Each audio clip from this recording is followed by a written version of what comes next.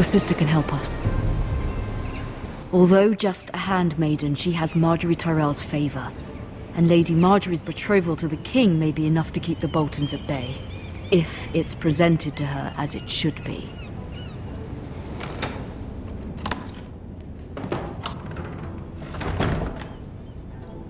Oh man, it pissed me off. Oh man. Beat that kid senseless. By kid, I mean that fat Asher sent me guy. this coin to remember him. Oh, What a strange place, Essos. let's read the letter. Father. Much excitement here in King's Landing for the coming wedding. Lady Marjorie has proven to be quite popular throughout the city. I do wish you and Mother could come, although I know it would be impossible under the circumstances. I miss all of you, and I look forward to the day you can.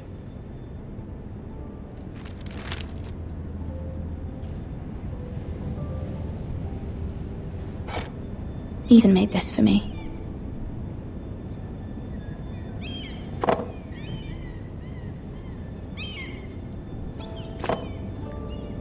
It was very kind of Lady Marjorie to give this to me.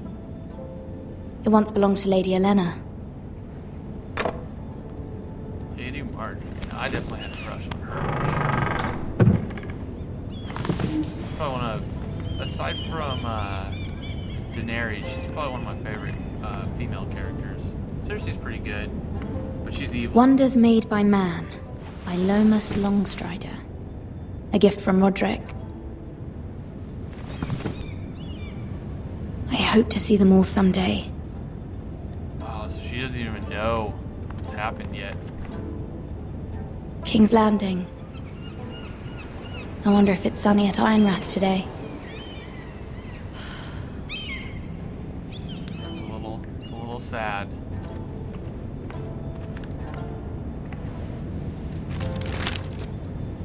It troubles me to even ask this of you, but you must appeal to Lady Marjorie to intervene on our behalf. She is our best hope, and can be a powerful ally, especially now when your family so desperately needs her help.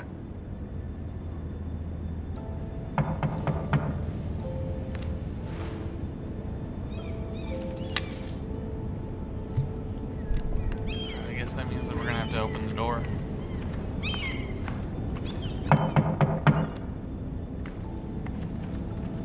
One moment. Oh, sorry, milady. I didn't mean to disturb you. I can come back later if you'd like. Oh, why not let him in? No, it's fine. Come in.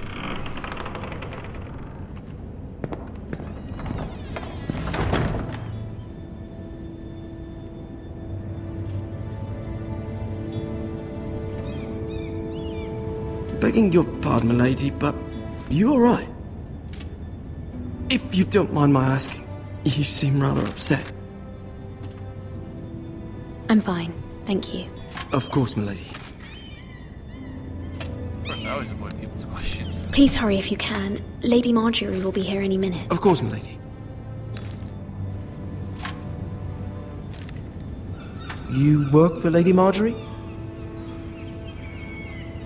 I may be wrong, but it seems like you do.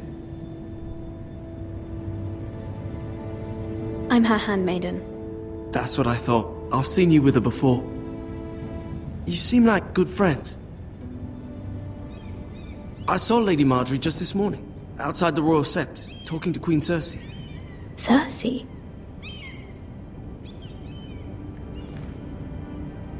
They appeared to be having some sort of disagreement. I couldn't hear much, but it was definitely an argument. What did they say? I couldn't make out much, but I know they were talking about the Starks and House Forrester. House Forrester? That's I hope you're not in any kind of trouble, but I thought you ought to know.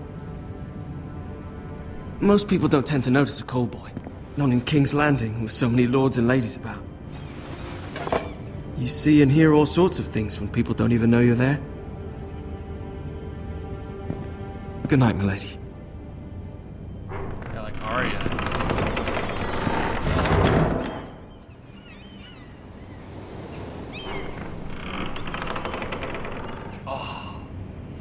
Lady Yes. Marjorie, you're early.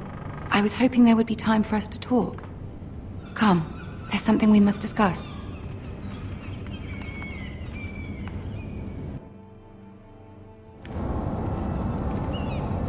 From the day you arrived in Highgarden, I've thought of you more as a friend than as my handmaiden.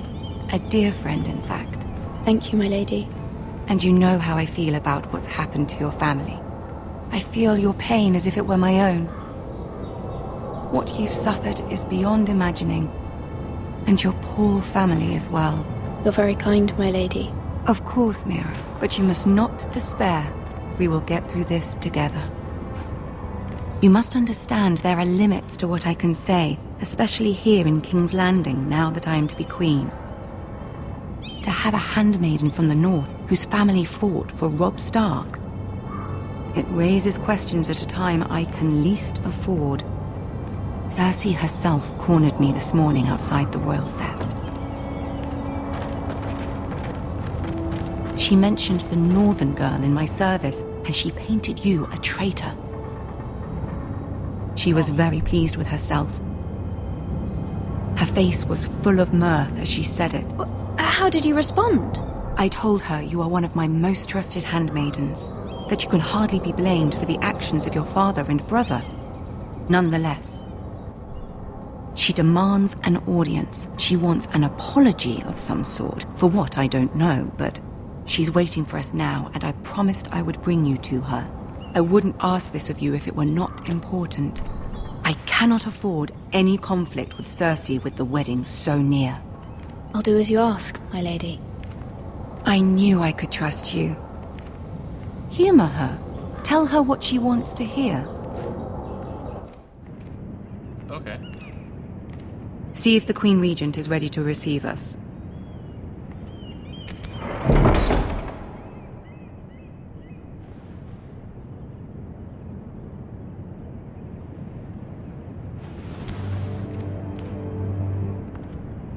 You'll be fine. I know you will.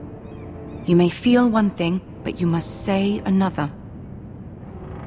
Okay. I feel like that's a clue. Good luck.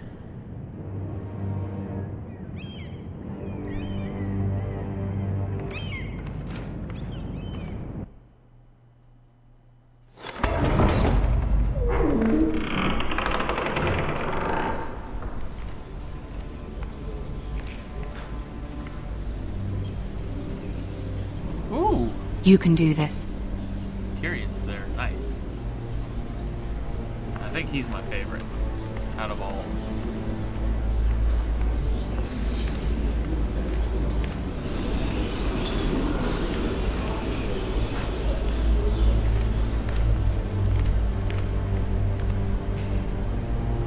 Ah, Lady Marjorie. Aren't you looking lovely this evening?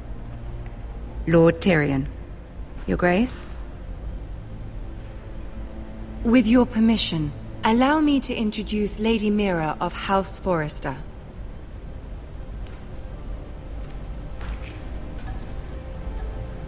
I am honored, Your Grace. Yet not honored enough to kneel, I see. House Forrester is a northern house loyal to the king. Are they? I beg your pardon, Your Grace. I wasn't talking to you. I want to hear from the girl. Is your family loyal to the king? Perhaps you should ask the new Lord Forrester. He's not here, is he? She is. Joffrey is the one true king, Your Grace. And yet, for centuries the Forresters have been loyal bannermen to House Stark. A house of traitors. They were the Wardens of the North. We all served at the pleasure of the king. Clever girl. Perhaps too clever for her own good. The girl did name Joffrey as the one true king.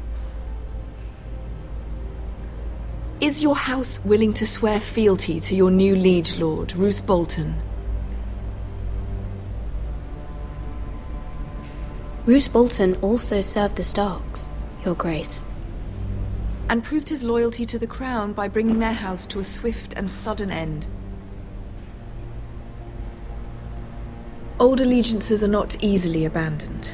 But now that the war is over, we must look to rebuild and forge new alliances. There are ships and shields to be built, and Joffrey will need a steady supply of ironwood for his armies. I'm told there are others who would happily serve that purpose, but I trust we can rely on House Forrester. Forrester Ironwood does seem rather unique. Yes, Your Grace. It would be a shame to see it fall into the hands of another house. I imagine you'd do almost anything to prevent that from happening, wouldn't you?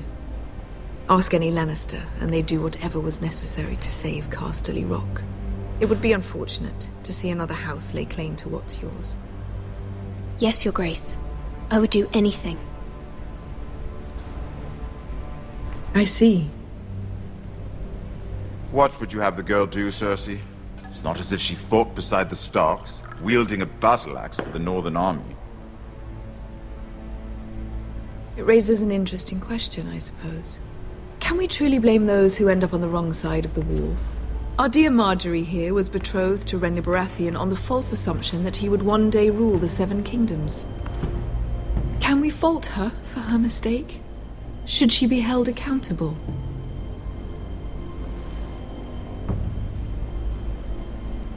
I'm sure she regrets it. Perhaps. Perhaps not. If there's a point to this, I hope you find it quickly. Loyalty can be such a hard thing to define. This city alone is filled with all sorts of ambitious opportunists looking to reinvent themselves, pretending to be something they're not. Who knows what lurks within their hearts? You are a girl from the north, here in service to Lady Marjorie. One can only assume her interests are yours. Yet loyalty to a king, that must be absolute, beyond question. And if your loyalties were to become conflicted between your king and the very person whom you serve, what would you do then?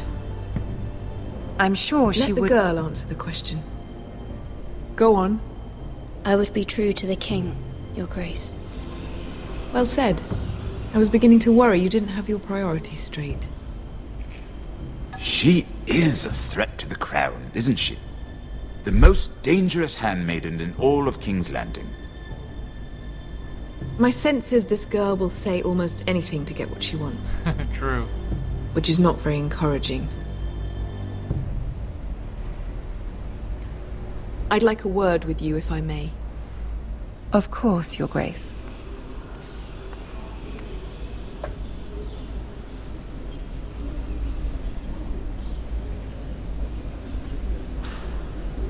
I'll walk you out. This may come as a surprise, but I met your father once, at the tourney at Lannisport. Even then he didn't trust Roose Bolton. We only spoke briefly, but your father struck me as an honorable man. You have my condolences for his loss. These would be trying times for your family, even under the best of circumstances. These are trying times, my lord. My family fears what might happen now that the Boltons rule the north. They must still answer to the crown. You shouldn't forget that, nor should they. That certainly took courage. To so publicly declare your loyalty to Joffrey for all to hear. Poor Lady Marjorie was humiliated, although Cersei seemed quite pleased. It was quite the first impression. I, of course, found it all highly entertaining. I did it for Lady Marjorie. Rather odd, if that's what she asked of you. But I'm sure she has your best interests at heart. My sister and I have our differences. She takes great pleasure in her little charades. I take mine in thwarting them. We must find our amusements where we can. She threatened to give your ironwood to another house. It is the Master of Coin who decides such matters. The crown needs boats. Boats need wood, and I speak for the crown in this regard, not her. What are you suggesting? I suppose the crown could be persuaded to secure ironwood from House Forrester. Lady Marjorie might not look favorably on such an alliance, and it would infuriate Cersei. Although what would be amusing for me might prove rather dangerous for you and your house. Are you willing to risk that? It may be far too dangerous. In fact, forget I even suggested such a thing. It's a risk I'm willing to take, Lord Tyrion. Please. You are a brave girl, aren't you? I'll consider it. Now, if you'll excuse me, I promised Sansa I would join her for dinner tonight. 3 beautiful bottles of Dornish wine await my arrival. The mere thought of them makes me thirsty already. Thank you for the advice, Lord Tyrion. Just be careful. This is not the North. King's Landing can be a nest of vipers to the uninitiated.